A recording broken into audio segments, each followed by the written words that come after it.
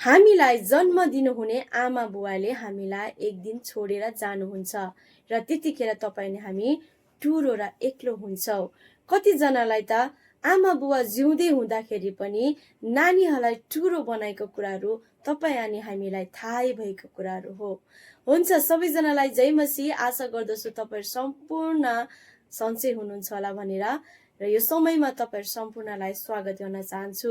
र आजको वचन चाहिँ यूहन्ना सुसमाचारको पुस्तक 14 अध्यायको 18 पद छ र यहाँनिर चाहिँ यसरी लेखेको छ, म तिमीहरूलाई टुरा छोड्ने छैन, म तिमीहरू कहाँ आउनेछु। आमेन। अनि साँच्चै नै संसारमा रहँदा तपाईँ अनि हामी चाहिँ टुरा हुन्छौँ, सबैजना टुरा हुन्छौँ। हामीलाई जन्म दिनुहुने हाम्रा आमा बुवाले छोडेर हामीलाई जानुहुन्छ, यो सबै कुरा थाहै भएको कुराहरू हो। तर परमेश्वरले चाहिँ तपाईँ अनि हामीलाई कहिले पनि टुरा बनाउनुहुन्न। परमेश्वरले चाहिँ तपाईँ अनि हामीलाई कहिले पनि एक्लो बनाउनुहुन्न।